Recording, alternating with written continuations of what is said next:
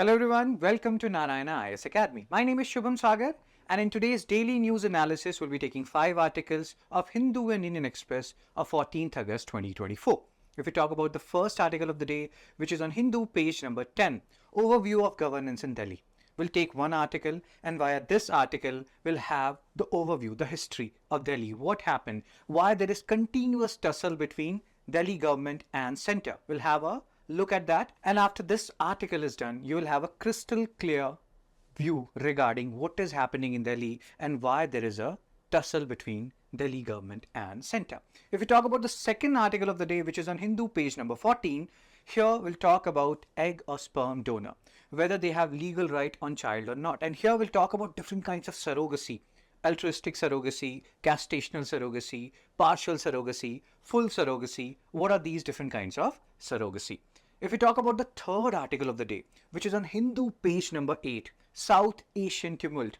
So currently Bangladesh issue is going on, but this is not the only thing which is going on in South Asia. There are different regions in South Asia which are going through various different phases. And what are the strategic takeaways for India from all these tumult? We'll be discussing that. If we talk about the fourth article of the day, which is on Indian Express page number 9, Hema committee report, and how it is going to affect the Malayalam film industry, we'll talk about it. This is important from UPSC perspective because reports and indices, they have been asked in the past. If we talk about the last article of the day, which is on Indian Express page number 19, here we'll talk about DDoS attack. So there is DOS attack, denial of service attack, then there is DDoS attack, distributed denial of service attack. So what is the difference between DOS versus DDoS? We'll try to understand this. And once we are done with these 5 articles, we'll solve 5 prelims practice question and 1 mains practice question. Because as we have discussed earlier, practice makes a man as well as a woman perfect. So let's get started. If we talk about the first article of the day, Delhi Centre tussle. So many UPSC question has been framed on this particular issue related to Delhi Centre tussle. And if you want to understand why this tussle is happening, for that we need to understand a brief history about Delhi. We have to go not long back, but let's say from 1950 onwards. What is this Part C state? What is Part B state? Part A state? We have to understand these terms. And once we are done with this particular article, you will understand why Delhi and Centre are fighting, and different Supreme Court judgments are also contributing to it in some direct or indirect ways. Fine.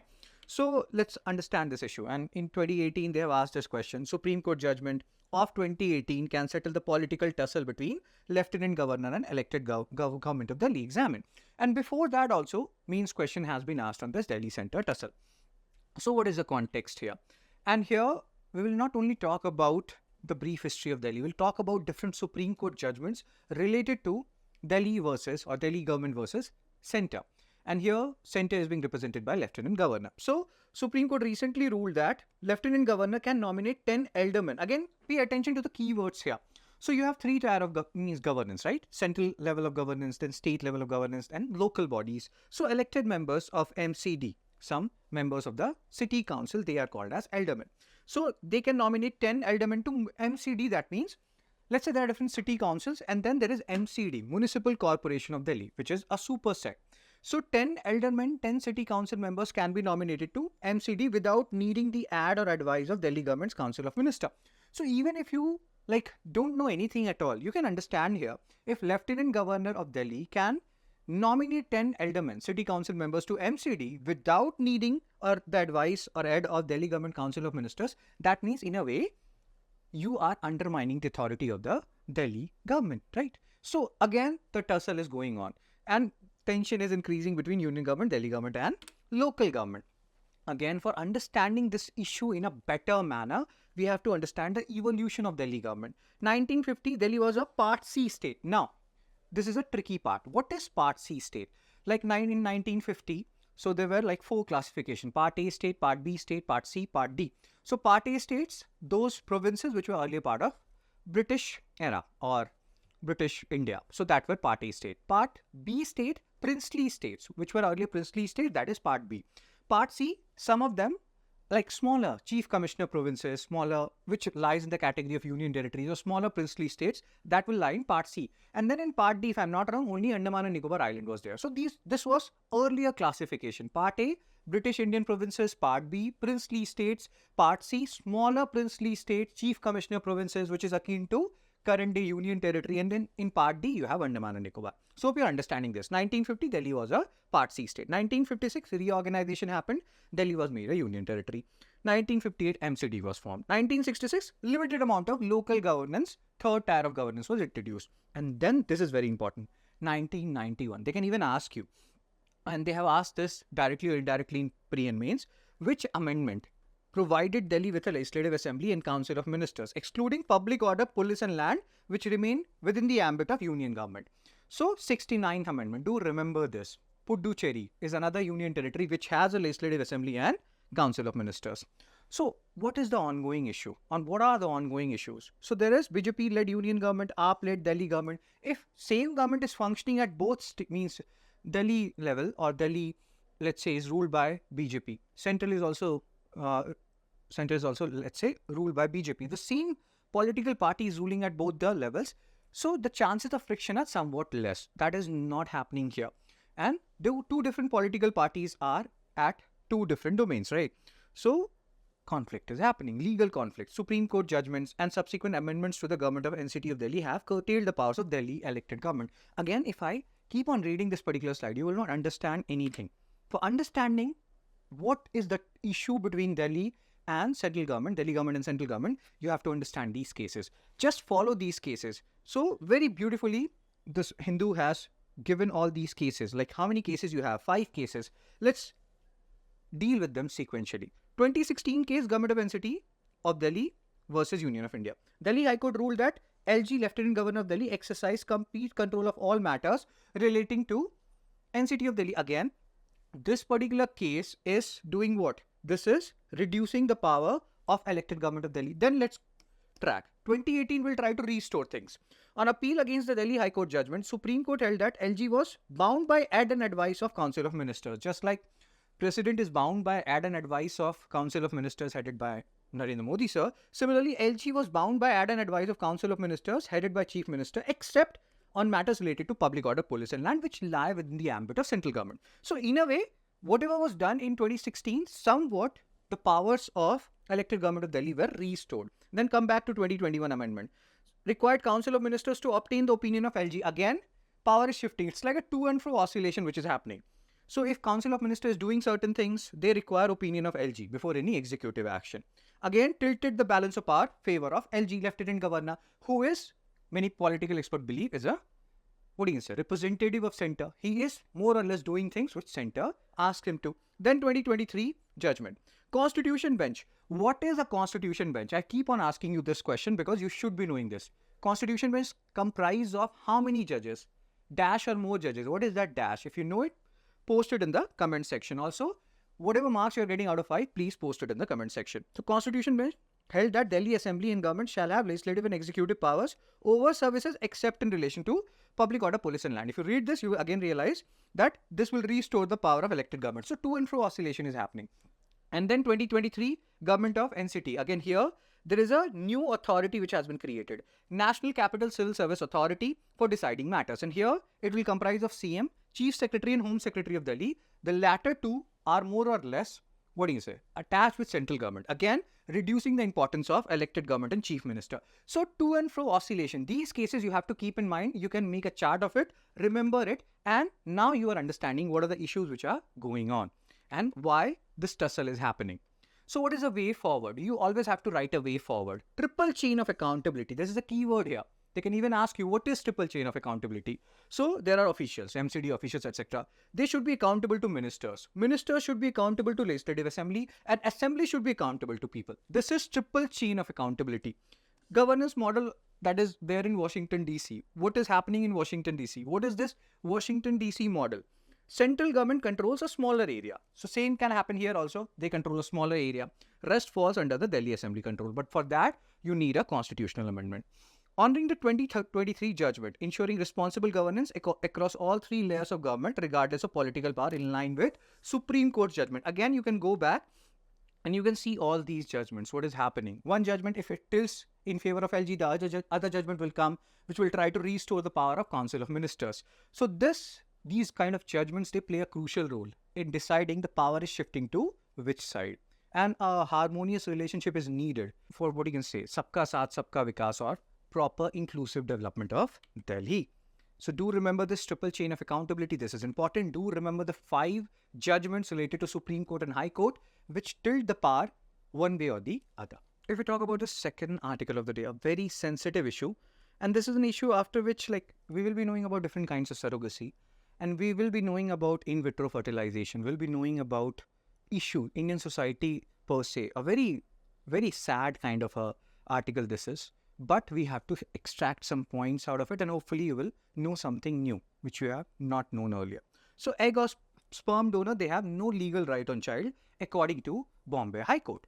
Now, once we are done with this article, we'll try to understand about different kind of surrogacy. What is altruistic surrogacy? What is gestational surrogacy? What is commercial surrogacy? Partial surrogacy, full surrogacy. And then we will try to analyze what has happened here, what Bombay High Court has said, and why they have said what they have said. So if we talk about all these kind, in vitro, etc., these kind of questions have been asked by UPSC earlier. So we should be knowing about it. So what is the context here? Context is very tragic, to say the least. I will explain you the whole context. So Bombay High Court has ruled that donating eggs or sperm does not grant legal entitlement to claim parental rights over a child born from those donations. So Vicky Donor, we all know about that movie. So you just because you have donated sperm or you have donated eggs, if you're a female, does not mean that you are a parent. That is what Bombay High Court is saying. And we'll try to understand the case background. You may feel ambivalent that why? If I'm donating sperm or let's say I'm donating egg, why am I not a parent? So there is a reason for that why Bombay High Court is saying what they're saying. So what is the case background? So there is a woman, Justice Milind Jadhav dismissed the claim of a woman who had donated her eggs to her sister and brother-in-law, asserting that she had no legitimate right to claim parentage of the twins born through surrogacy. So let's try to understand this issue. What happened? There was a couple, they were not able to produce naturally. So the sister-in-law had. Then what happened? This guy, he went away and started living with that girl, leaving behind her wife, or his wife rather. So this is actually very tragic what has happened. And now the other part of the couple, the girl who was left behind by the husband, she has filed a case that she is the mother and she's not allowed to meet the twins, which was born through surrogacy. Hope you understood it. If you have not understood it, we will go through it again. So what is the petition detail? The case involved a woman, the petitioner, challenging a lower court's decision that denied her visitation rights to her twin daughters, born via surrogacy using the eggs of her younger sister. And what is the family dynamics? Why we have to understand this? UPSC is not going to ask the family dynamics, because the more you get attached to a particular case, the better you will be understand different types of surrogacy, which we will be reading later on. So the petitioner husband later left her, took the twins and began living with the egg donor, the sister of the wife. And that is the whole scenario, which is actually tragic to say the least. So now let's try to understand different types of surrogacy, and then we'll again go back to the case. Traditional surrogacy. What is traditional surrogacy? When surrogate uses her own eggs, which has happened in this particular case, and is artificially inseminated with sperm from the intended father or donor. So same thing has happened here. In some countries, this surrogate who has used her own egg, she's considered as a mother. In some countries, she's not. And Bombay High Court is saying that no, she's not a mother just because she has donated her eggs. So traditional surrogacy, that's why it is very complicated, which has happened here also.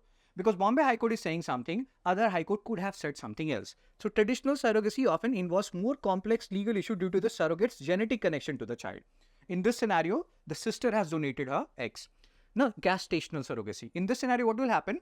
The sperm will be of the father, the eggs will be of the mother, but the whole fertilization will happen inside a third person, and that will be the surrogate. So surrogate is not donating anything. This is gestational surrogacy. The surrogate carries an embryo created through an in vitro fertilization, but has no genetic connection to the child, because she's just acting as a, hope you understand, in simple terms, a place where sperms and eggs are meeting.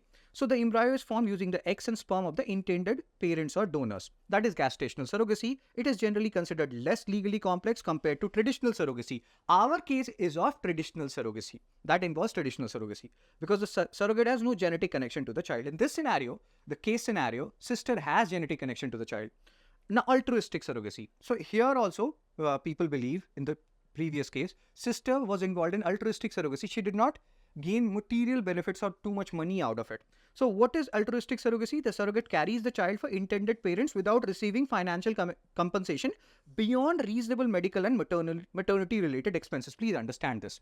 It's not like she will not get any money at all because she will be going through a lot. So the whole thing incurs a little bit of expenses. So financial expenses will be provided, but not beyond a reasonable limit.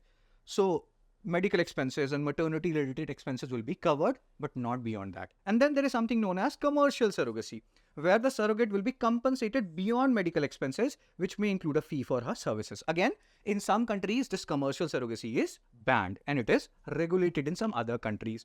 Now, full surrogacy and partial surrogacy. Don't get confused. Just remember traditional and gestational surrogacy. That is actually very important. Others will be much easier.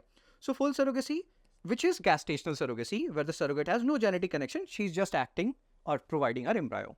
In vitro fertilization. Partial surrogacy, that is traditional surrogacy, where the surrogate provides her own eggs and is genetically related to the child, like in this case, where the sister is genetically related to the child because she has provided her eggs. So what is the argument? The petitioner advocate argued that she should have visitation right as the twins were growing up. So now, since the wife is not living with her husband and husband is living with her sister, again that is a very tricky scenario, she wants visitation rights which was not granted by the lower court. So the advocate explained that the couple had opted for altruistic surrogacy after the petitioner was unable to conceive and had approached her sister for egg donation. So again, this is a very tragic case. So legal references, Justice Jadhav said that according to national guidelines for ART clinics and the Surrogacy Act, egg donor's role is limited to that of a donor and does not confer legal parental rights. So in this scenario, the sister does not have legal parental rights. What is the conclusion of this particular case? Court rejected the argument that egg donor, the petitioner's younger sister, could be considered the biological mother, although in some countries, traditional surrogacy, she could be considered the biological mother. It's a very complicated scenario, traditional surrogacy. The court granted the petitioner visitation rights to her twin daughters, criticizing the lower court's initial denial as incorrect. So I hope you understood this whole scenario. This tragic scenario will play a crucial role in helping you distinguish between traditional surrogacy and gestational surrogacy, partial surrogacy, full surrogacy, altruistic surrogacy, and commercial surrogacy. If we talk about the third article of the day, so there is a keyword here, South Asian tumult. And we have to understand, Bangladesh is in news right now. But it's not like only Bangladesh is going through issues. Other countries of South Asia, they have also faced different kind of issues. And there are certain strategic takeaways for India from all these issues. We have to learn something out of it. And when we are reading about this article, we'll also try to understand SAARC and BIMSTEC. And what are the countries which are part of SAARC? What are the countries which are part of BIMSTEC and how to remember them in an easier manner? So again, questions related to India's neighborhood has been asked in UPSC. So crisis in India's neighborhood, why we are reading it? Because the crisis is not only confined to Bangladesh, things are happening in other countries as well. Myanmar, 2021 military in Myanmar staged a coup, overthrowing the civilian government led by Aung San Suu Kyi. And then issues are happening there in Myanmar. Afghanistan, Taliban is ruling there. We did not like is not the word. We did not support Taliban initially. Now we are trying to change our stance in a gradual manner.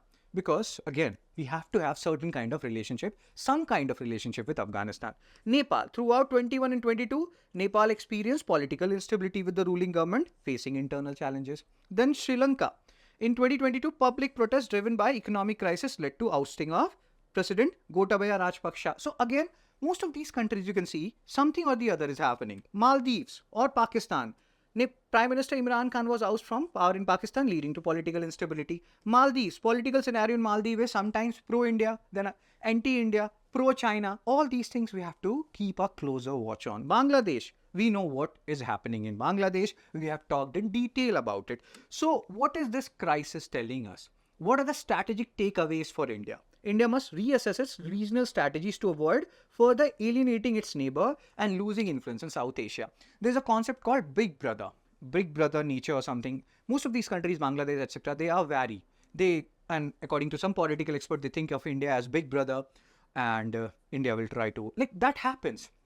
That happens with not only India, even any big country. If it is surrounded by smaller countries, these smaller countries are always wary of the bigger country, which is happening with India. In this case, we are the bigger country. So we need to engage more diplomatically, be seen as a more reliable and neutral partner, and avoid being perceived as hegemonic power.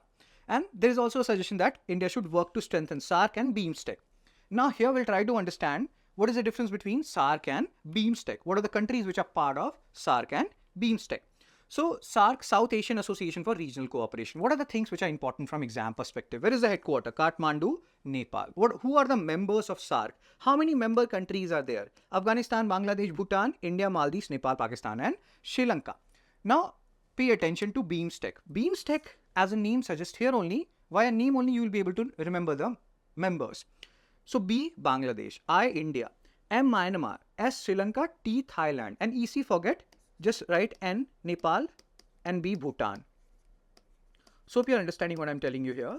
So BIMSTEC, Bangladesh, India, Myanmar, Sri Lanka, Thailand, Nepal, and Bhutan. EC you can forget. So these countries, 7 letters BIMSTEC, 7 countries are there part of BIMSTEC. So if a question comes, which of the following countries are part of BIMSTEC or not part of BIMSTEC, these kind of things will help you in eliminating some options and getting at the right option. Headquarters is in Dhaka, Bangladesh, formed in 1997, whereas this SAARC was formed in 1980s, 1985. So keep these small points in mind because this will help you in, especially in your prelims exam.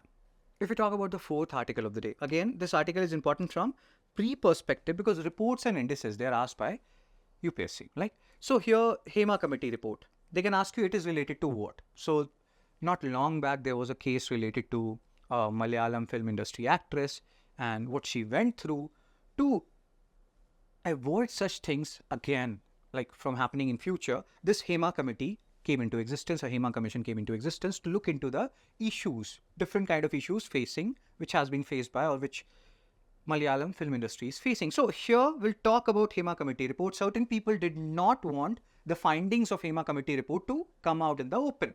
And that's why this particular Hema committee report is in news. But we should be knowing about these reports and commissions because UPSC has asked questions on different commissions in the past. So what is the context here? Kerala High Court dismissed a petition challenging the release of the report of Justice Hema Commission because many powerful people in Malayalam film industry, they feel like if the report or the findings of this particular report comes out, they will be like, they'll be out in the open and not in a positive manner. So about the Hema Commission, the Hema Commission formally established in July 2017 was tasked with investigating issues of sexual harassment and gender inequality within the Malayalam film industry. So do understand this particular Hema Commission report or Hema Committee report is associated with sexual harassment and gender inequality, especially related to Malayalam film industry because there was a specific case, high profile sexual assault case involving a Malayalam actress whose name we should be not revealing, which highlighted the systemic issues faced by women in the industry. So what are the recommendations of the Hema Commission report? See, this particular article is important from pre-perspective, but still you should be knowing something about the recommendation, what they are saying, how such heinous activities can be avoided in the future or can be avoided in the future rather. So formation of a tribunal.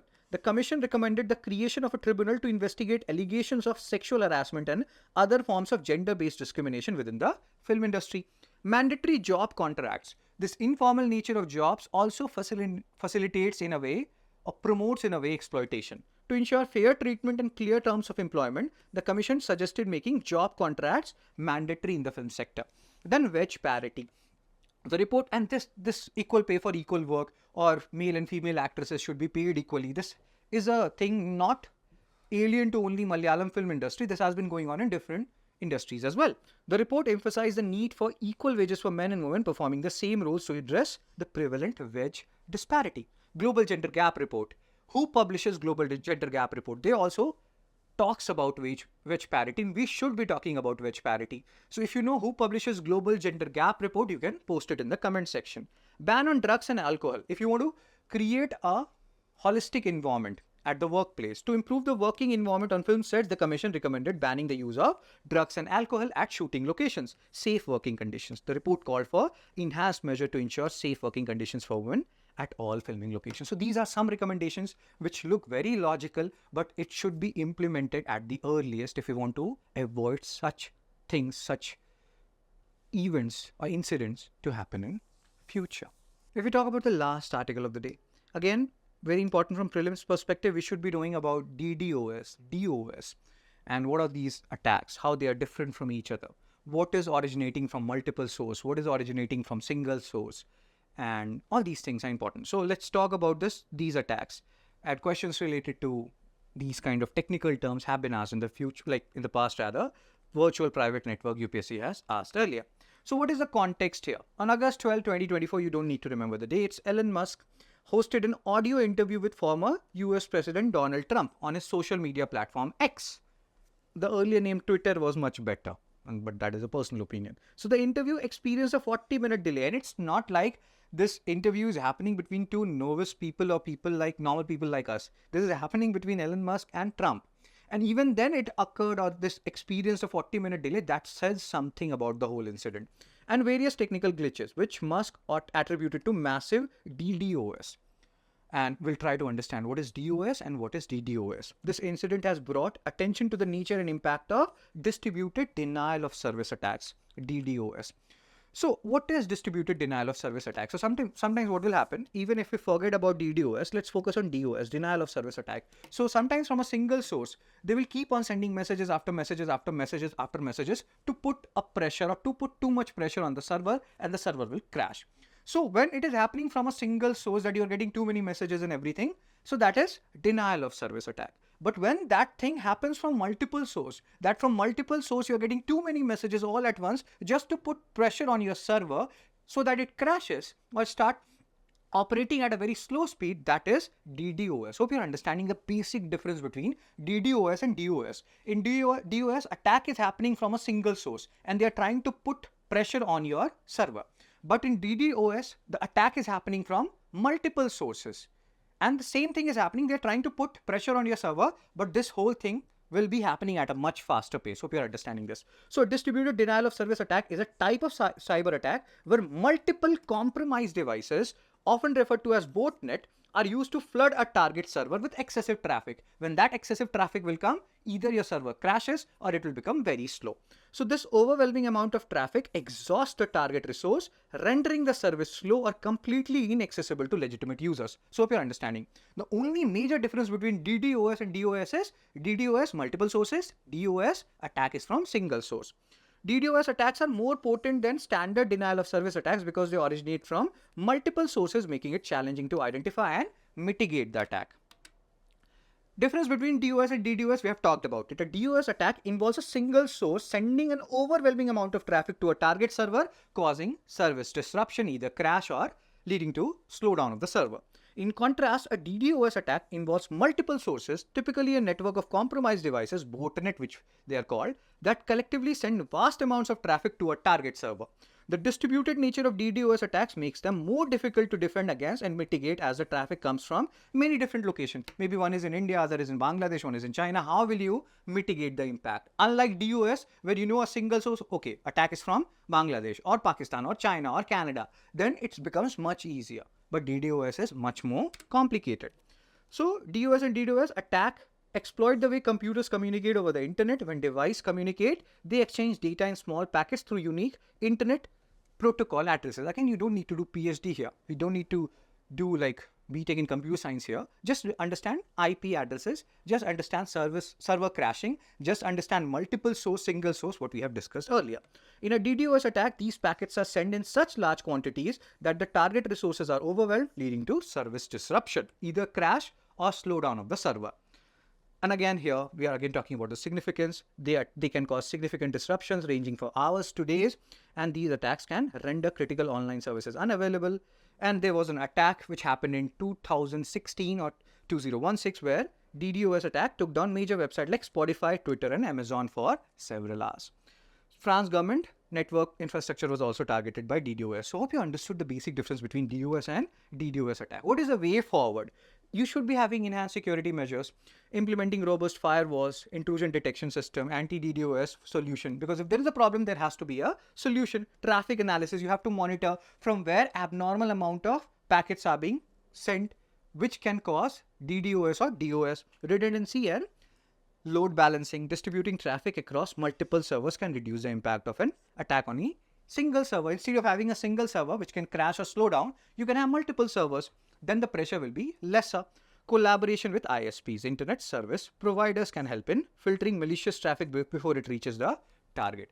Such kind of abnormal activities do leave a trace. So try to pick up the trace, and before it becomes too much, you can work with ISPs to solve this particular issue. So we have done the 5 articles. Now let's try to solve 5 prelims practice question and 1 mains question.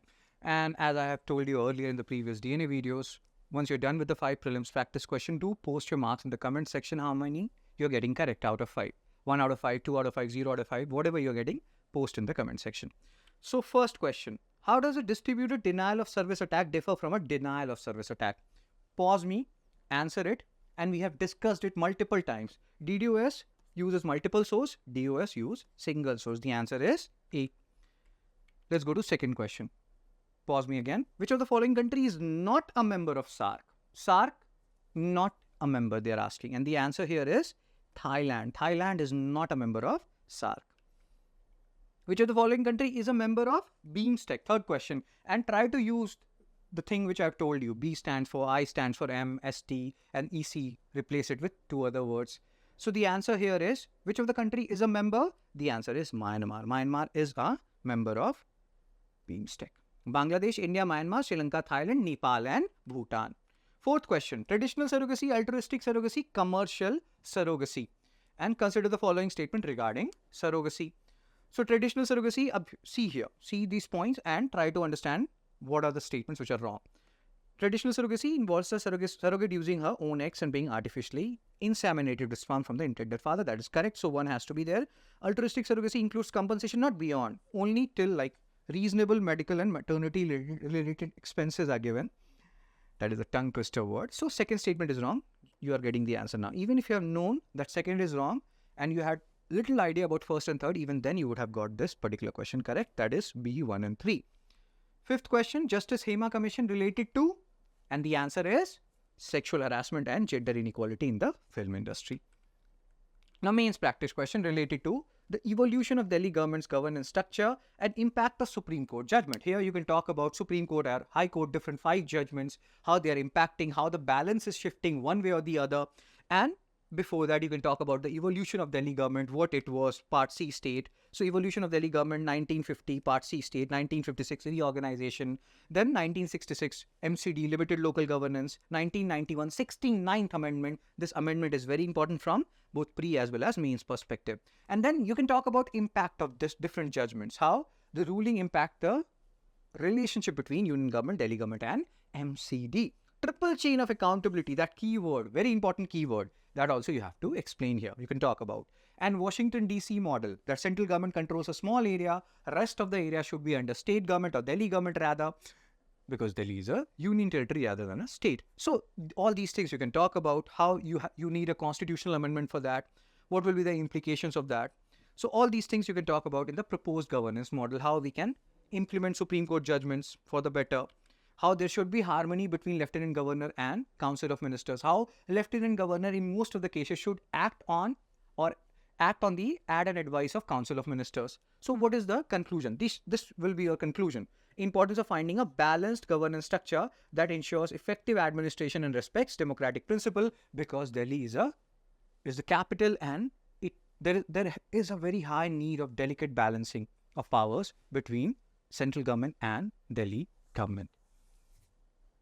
So that's it for today's daily news analysis. If you liked the video, do like, share and subscribe and keep watching Narayana IAS Academy.